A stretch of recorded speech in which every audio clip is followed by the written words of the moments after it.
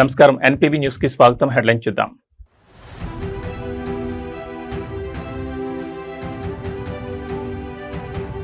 కుప్పం వేదికగా ఏపీ పారిశ్రామిక విప్లవం, స్పీడ్ ఆఫ్ డూయింగ్ బిజినెస్ కు సీఎం చంద్రబాబు శ్రీకారం.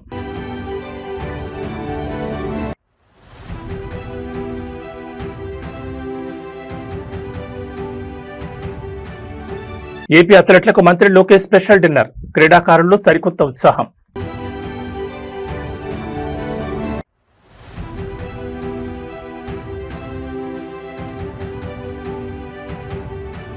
ఢిల్లీ వేదికగా తెలంగాణ కీలక డిమాండ్, కేంద్ర మంత్రి అన్నపూర్ణాదేవితో ఉన్నత స్థాయి భేటీ.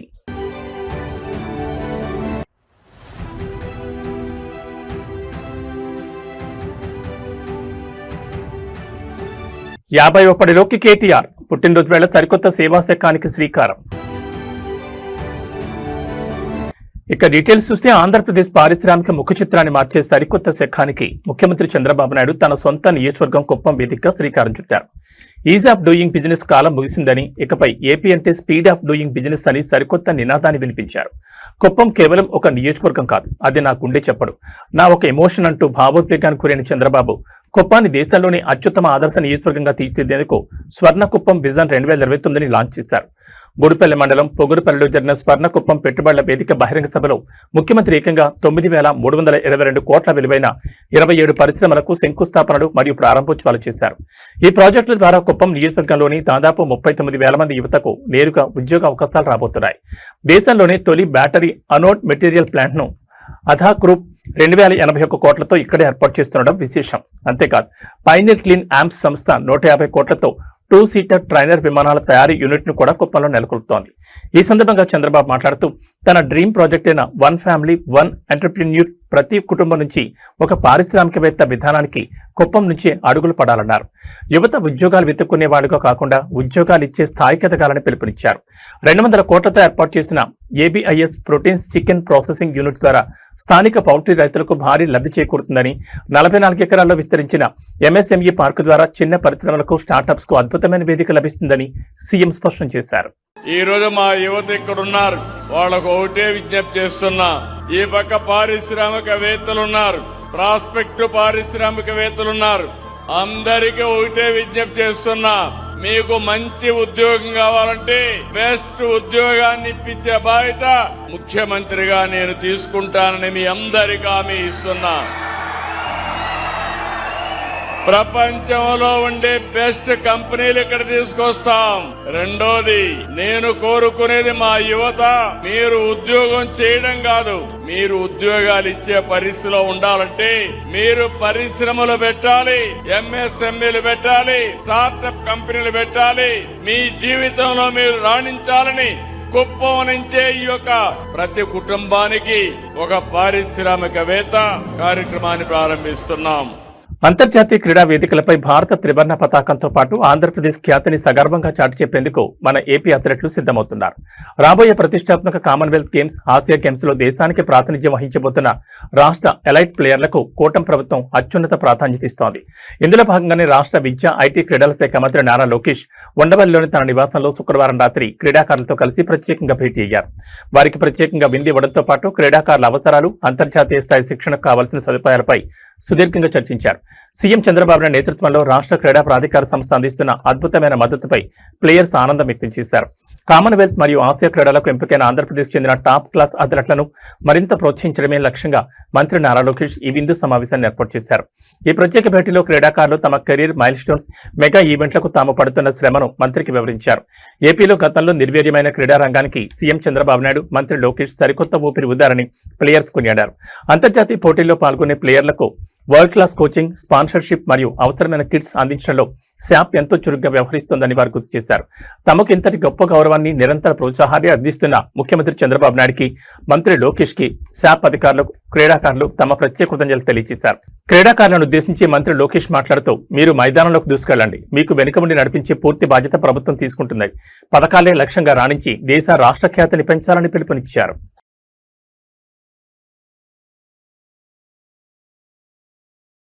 కేంద్ర రాష్ట్ర ప్రభుత్వాల భాగస్వామ్యంతో నడిచే మహిళా శిశు సంక్షేమ పథకాలకు సంబంధించి తెలంగాణ ప్రభుత్వం ఢిల్లీ వేదికగా అత్యంత కీలకమైన డిమాండ్లను కేంద్రం ముందుంచింది. దేశ రాజధానిలో కేంద్ర మహిళా శిశు సంక్షేమ శాఖ మంత్రి అన్నపూర్ణాదేవితో జరిగిన ఉన్నత స్థాయి సమావేశంలో తెలంగాణ ప్రతినిధులు పాల్గొన్నారు.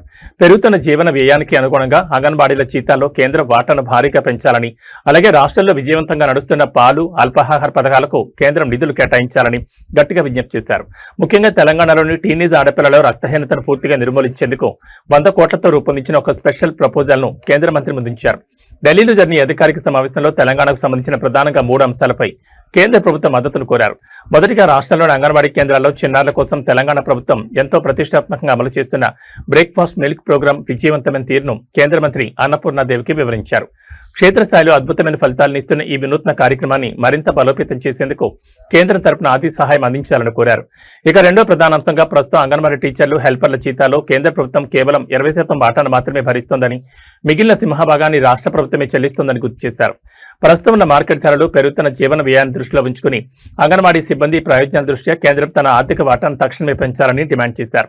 వీటితో పాటు టీనేజ్ వయసులో ఉన్న బాలికల్లో ప్రధాన సమస్యగా మారిన అనీమియా నివారణకు ఒక ప్రత్యేక పౌష్టికాహార కార్యక్రమాన్ని ప్రతిపాదించారు. ఈ ప్రత్యేక పథకం అమలు కోసం తెలంగాణకు 100 కోట్ల ప్రత్యేక బడ్జెట్ కేటాయింపులు జరపాలని కేంద్ర మంత్రికి అధికారికంగా ప్రపోజల్స్ అందజేశారు.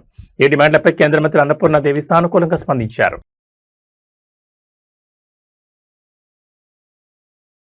రాజకీయాల్లో నిత్యం బిజీగా ఉంటూ ప్రజా సమస్యలపై గళమెత్తే బీఆర్ఎస్ వర్కింగ్ ప్రెసిడెంట్ కేటీఆర్ తన వ్యక్తిగత జీవితంలో ఒక అద్భుతమైన మైలుస్టోన్ మరింత అర్థవంతంగా మార్చుకున్నారు.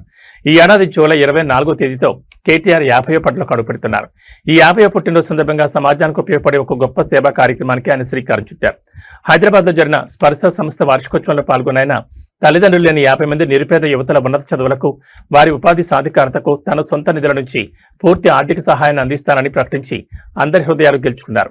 మహిళల విద్య, నైపుణ్యాభివృద్ధి ద్వారా వందలాది నిరుపేద కుటుంబాల్లో వెలుగులు నింపుతున్న స్పర్శ సేవా సంస్థ వార్షికోత్సవ వేడుకలు హైదరాబాద్ జీఆర్సీ కన్వెన్షన్ సెంటర్లో ఘనంగా జరిగాయి.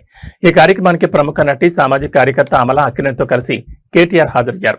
ఈ సందర్భంగా కేటీఆర్ మాట్లాడుతూ, బాధ్యతాయుతమైన పౌరుడిగా సమాజంలో అవసరాల్లో ఉన్న వారిని ఆదుకోవడం మన అందరి కనీస ధర్మమన్నారు. అందుకే ఈ ఏడాది నుంచి తల్లిదండ్రులు లేని 50 మంది యువతుల విద్యా భవిష్యత్ బాధ్యతను తాను పూర్తిగా స్వీకరిస్తున్నట్లు ప్రకటించారు. ప్రభుత్వ సాయంతో సంబంధం లేకుండా తన సొంత సంపాదన నుంచి ఈ 50 మంది విద్యార్థుల ఫీజులు, హాస్టల్ ఖర్చులు మరియు ఇతర విద్యా సామగ్రి ఖర్చులను భరిస్తానని స్పష్టం చేశారు. పేదరికం కారణంగా ఏ ఒక్క ఆడపిల్ల చదువుకు దూరం కాకూడదనే ఉద్దేశంతోనే ఈ నిర్ణయం తీసుకున్నట్టు చెప్పారు. ఈ సందర్భంగా మహిళా సాధికారత కోసం నిరంతరం శ్రమిస్తున్న స్పర్శ ఎన్జీఓ ప్రతినిధులను కేటీఆర్ మరియు అమలా అక్కినేని ప్రత్యేకంగా అభినందించారు. What I would like to do is, instead of just possibly just cheering you on, I will commit to sponsoring and supporting 50 young girls from this year. I will do it from my personal account. Hopefully, like I told you last time, I'll also raise awareness. I'll also connect you to more people. I'll probably also help you connect to other, good donors who would come forward, who would also fund you. And I'm hoping that, I'm only doing this with one intent. My daughter is 17. She goes to college this year. And I can imagine if she didn't have a father, if she didn't have a parent, if she had an upward battle, what could have happened to her? I think, there's no point in living as a human being if you don't have that empathy, if you don't have that sense of despair when you see somebody who is underprivileged, sense of frustration when you can't help somebody who is in need. Today, I think whoever is upstairs has been very kind to me, has given me a lot, and whatever little I can give back to the society in the form of supporting these wonderful initiatives. Global manufacturing hub గా భారత్ నిలిపే దిశగా కేంద్ర ప్రభుత్వం మరో భారీ అడుగు వేసింది. దేశ ఆర్థిక పారిశ్రామిక రంగాల రూపురేఖలను మార్చేలా శనివారం ఒకే రోజు 1,00,000 కోట్లకు పైగా నిధులతో కూడిన మెగా ప్రాజెక్టులకు ప్రధానమంత్రి నరేంద్ర మోడీ స్వయంగా శ్రీకారం చుట్టారు.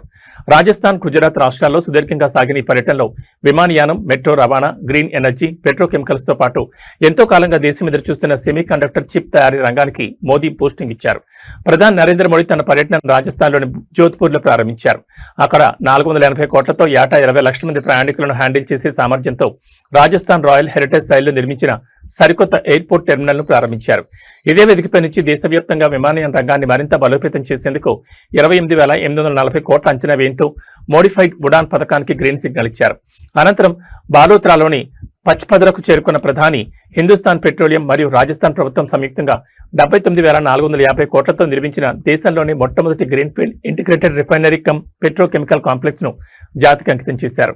అలాగే 13,000 కోట్ల జైపూర్ మెట్రో ఫేజ్ 2 ప్రాజెక్టుకు శంకుస్థాపన చేయడంతో పాటు బికనీర్లో నిర్మించిన 1,300 మెగావాట్ల సోలార్ పవర్ ప్లాంట్ ను ప్రారంభించారు. ఇక పర్యటన ముగింపులో గుజరాత్లోని సనంద్కు చేరుకున్న PM Modi India semiconductor machine కింద 7,500 కోట్లతో టాటా మరియు సిజీ సెమీ సంయుక్తంగా నిర్మించిన అత్యాధునిక ఓఎస్ఏటి సెమీ కండక్టర్ ప్లాంట్ ను లాంచ్ చేశారు. ఆటోమొబైల్, 5G, కృత్రిమ మేధస్సు, AI రంగాలకు అవసరమైన చిప్లను ఈ ప్లాంట్ దేశీయంగానే అందించబోతోంది. ఆంధ్రప్రదేశ్లో అధికారంలో ఉన్న కూటమి ప్రభుత్వానికి ఇప్పుడు సొంత పార్టీల అంతర్గత విభేదాలు పెద్ద తలనొప్పిగా మారుతున్నాయి. వైఎస్ఆర్ కడప జిల్లా బద్వేల్ నియోజకవర్గ తెలుగుదేశం పార్టీలో వర్గపోరు ఒక్కసారిగా బట్టబయలింది. నియోజకవర్గంలో రితీష్ రెడ్డి, సూర్యనారాయణ రెడ్డి వర్గాల మధ్య చాన్నాళ్లుగా సాగుతున్న ఆధిపత్య పోరును శాంతింపజేసేందుకు వెళ్లిన రాష్ట్ర మంత్రి సవితకు తీవ్ర చేదు అనుభవం ఎదురైంది. మంత్రి ముందే ఇరు వర్గాల నాయకులు, కార్యకర్తలు ఒకరిపై ఒకరు రెచ్చిపోతూ తమ నాయకుడికి ఇన్ఛార్జ్ పదవి ఇవ్వాలంటూ భారీ ఎత్తున నినాదాలు చేశారు. దీంతో సమన్వయ కమిటీ సమావేశం కాస్త తీవ్ర రసాబాద్గా మారింది. బద్వేల్ నియోజకవర్గంలో టీడీపీ బలాన్ని పెంచేందుకు పార్టీ అధిష్టానం కొన్ని కీలక మార్పులకు శ్రీకారం చుట్టింది. ఇందులో భాగంగా గతంలో చురుగ్గా ఉన్న రితీష్ రెడ్డిని కొంతకాలంగా పక్కన పెడుతూ సూర్యనారాయణ రెడ్డికి నియోజకవర్గ పూర్తి బాధ్యతలను అప్పగించేందుకు అధిష్టానం ముమ్మర ప్రయత్నాలు చేస్తోంది. ఈ పరిణామాలపై రితీష్ రెడ్డి వర్గం తీవ్ర అసంతృప్తితో రగిలిపోతోంది. ఈ క్రమంలోని ఇరు వర్గాల మధ్య సయోధ్య కుదిర్చేందుకు మంత్రి సబిత నేతృత్వంలో బద్వేల్లో ప్రత్యేక సమావేశం ఏర్పాటు చేశారు. అయితే సమావేశం ప్రారంభం కాగానే ఇరు వర్గాల కార్యకర్తలు ఒక్కసారిగా రెచ్చిపోయారు. మా నాయకుడికే ఇన్ఛార్జ్ పదవి ఇవ్వాలి, లేదంటే ఊరుకునేది లేదంటూ మంత్రి ముందే పోటాపోటీగా నినాదాలు చేస్తూ రచ్చలేపారు. ఎంత సర్ది చెప్పినా కేడర్ వినకపోవడంతో మంత్రి సబిత తీవ్ర ఆగ్రహం వ్యక్తం చేశారు. నేను కూడా రాయలసీమ బిడ్డనే, నా ముందే ఇలాంటి పనులు చేస్తే సాగవు, మీరు ఇలాగే ప్రవర్తిస్తే ఇక్కడున్న ప్రతి విషయాన్ని నేరుగా ముఖ్యమంత్రి చంద్రబాబు నాయుడు దృష్టికి తీసుకెళ్తానంటూ గట్టిగా వార్నింగ్ ఇచ్చారు. అయినప్పటికీ ఇరు వర్గాలు ఏమాత్రం తగ్గకుండా నినాదాలు కొనసాగించడంతో సమావేశం పూర్తిగా గందరగోళంగా ముగిసింది.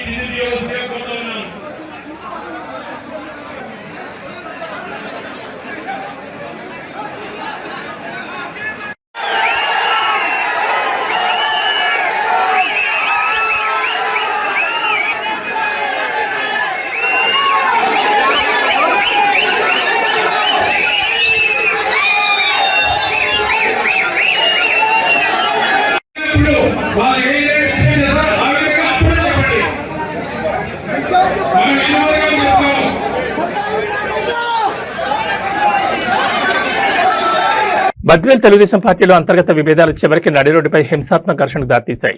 నియోజకవర్గ ఇన్ఛార్జ్ వివాదాన్ని చక్కదిద్ది ఇరు వర్గాలకు సయోధ్య కుదిర్చేందుకు రాష్ట్ర మంత్రి సబిత సమక్షంలో జరిగిన సమావేశం తీవ్ర రసాబాద్గా ముగిసిన సంగతి తెలిసిందే. అయితే కథ అక్కడితో ముగిసిపోలేదు. మంత్రి సబిత ఇక్కడి నుండి వెళ్లిన వెంటనే రితీష్ రెడ్డి, సూర్యనారాయణ రెడ్డి వర్గీయులు ఒక్కసారిగా నడి రోడ్డుపై బాహాబాహి దిగారు. ఇరు వర్గాలు కర్రలు, రాళ్లతో పరస్పరం దాడులు చేసుకోవడంతో బద్వేల్ పట్టణం ఒక్కసారిగా రణరంగంగా మారింది.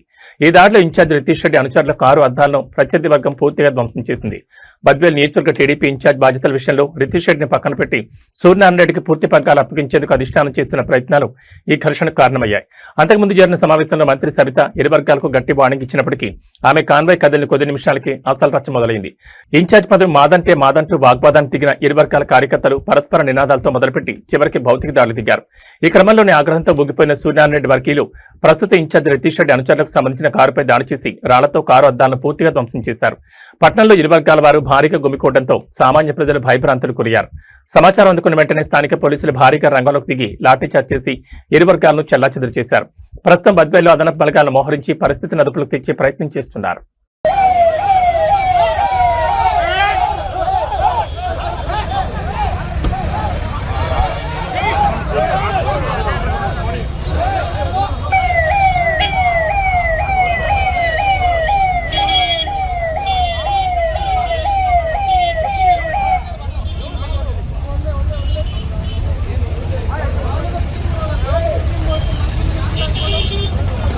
హైదరాబాద్ నగరంలో చెరువుల పరిరక్షణ, ఎన్క్రోచ్మెంట్ల తొలగింపు పేరిట దూసుకుపోతున్న హైడ్రా బుల్డోజర్లు చివరికి పేద మధ్యతరగతి ప్రజల పొట్టకొడుతున్నాయా?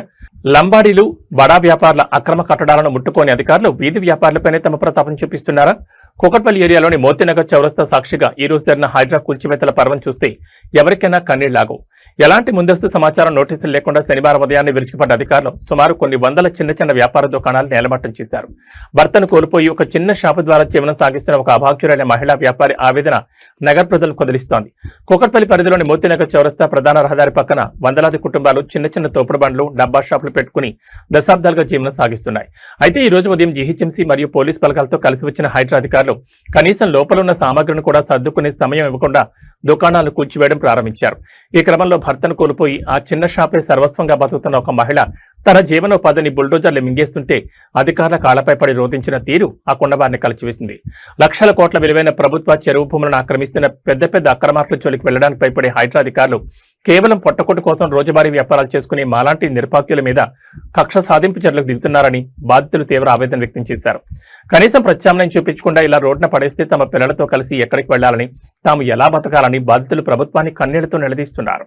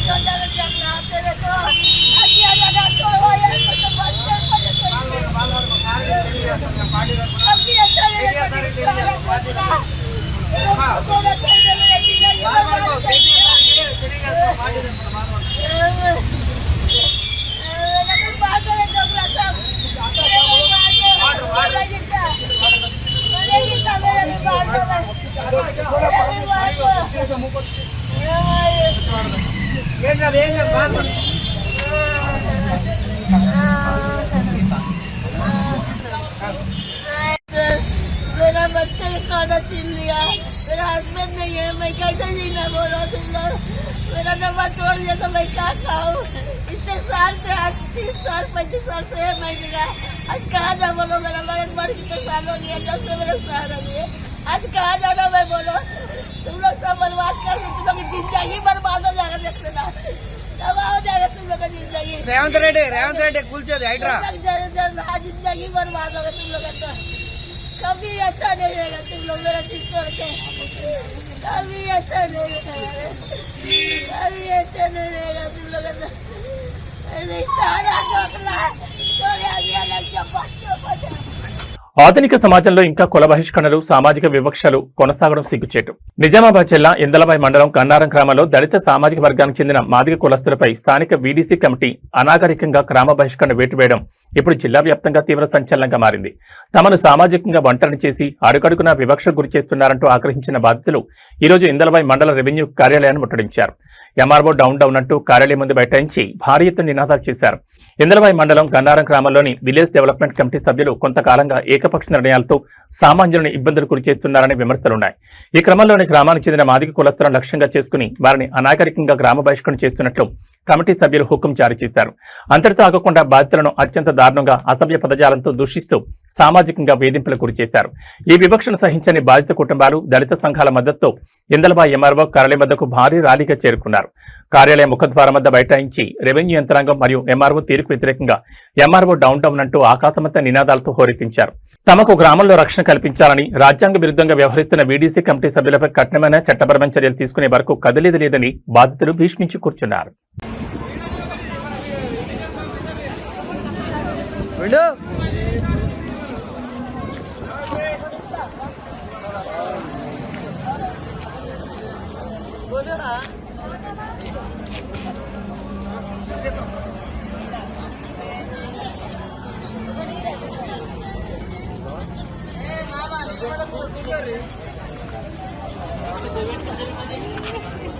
జయశనా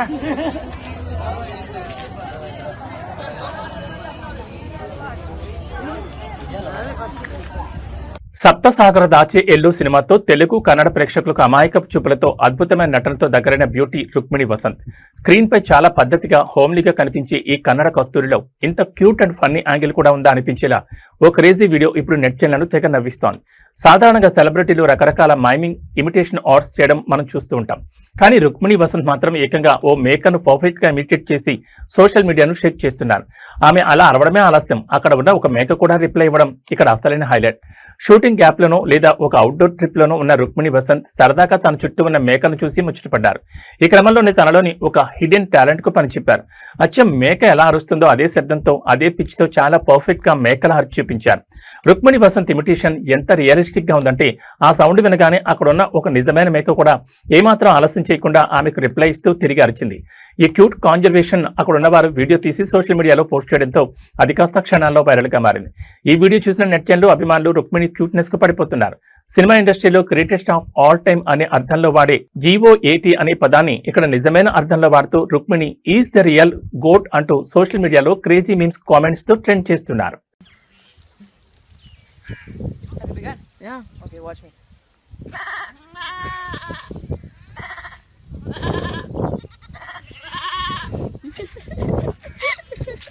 గత 2 రోజులుగా వరుసగా భారీ పెరుగుతూ కొనుగోలుదారుల కుండెల్లో రైలు పరిగెత్తించిన బంగారం ధరలు ఇవాళ పసిడి ప్రియులకు స్వల్ప ఉపశమనాన్ని ఇచ్చాయి. హైదరాబాద్ బులియన్ మార్కెట్లో వరుసగా పరుకు బ్రేక్ వేస్తూ ఇవాళ గోల్డ్ రేట్లు స్వల్పంగా తగ్గుముఖం పట్టాయి. అంతర్జాతీయంగా డాలర్ ఇండెక్స్ ఒడిదుడుకులు, మార్కెట్ లాభాల స్వీకరణ నేపథ్యంలో 24 క్యారెట్ల మేలిమి బంగారం మరియు 22 క్యారెట్ల ఆభరణాల బంగారం ధరల్లో మార్పులు చోటు చేసుకున్నాయి. అయితే వెండి మాత్రం ఏమాత్రం తగ్గకుండా కిలో 2,60,000 రూపాయల గరిష్ట స్థాయి వద్దే కొనసాగుతోంది. హైదరాబాద్ బులియన్ మార్కెట్లో ఇవాళ 24 క్యారెట్లకు చెందిన 10 గ్రాముల మేలిమి బంగారం ధర 270 రూపాయల మేర తగ్గింది. దీంతో నిన్నటి భారీ ధర నుంచి దిగివచ్చి ప్రస్తుతం మార్కెట్లో 10 గ్రాముల రేటు 1,46,730కి చేరింది. అదేవిధంగా సామాన్యులు ఎక్కువగా కొనుగోలు చేసి 22 క్యారెట్లకు చెందిన 10 గ్రాముల ఆభరణాల బంగారం ధర కూడా 250 మేర తగ్గింది. ఈ తగ్గుదలతో ప్రస్తుతం మార్కెట్లో 22 క్యారెట్ల గోల్డ్ రేటు 1,34,500 పలుకుతోంది. బంగారం ధరలు ఇలా స్వల్పంగా దిగివచ్చినా వెండి మాత్రం ఏమాత్రం తగ్గలేదు. మార్కెట్లో ఇవాళ కేజీ వెండి ధర 2,60,000 వద్దే ఎలాంటి మార్పు లేకుండా స్థిరంగా కొనసాగుతోంది.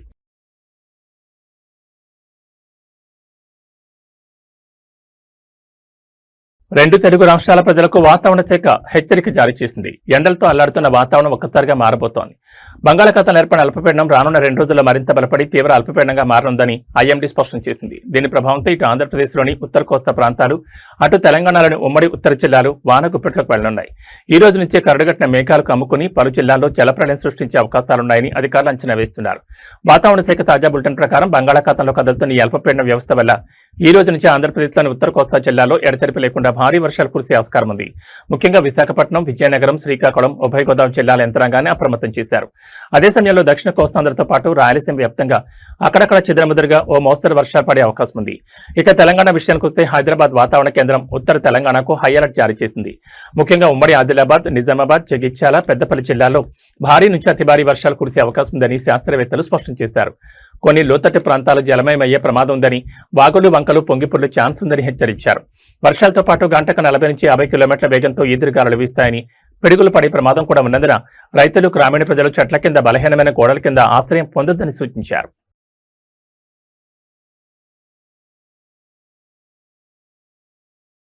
ఏబీ బులెటిన్ విశేషాలు. నమస్కారం.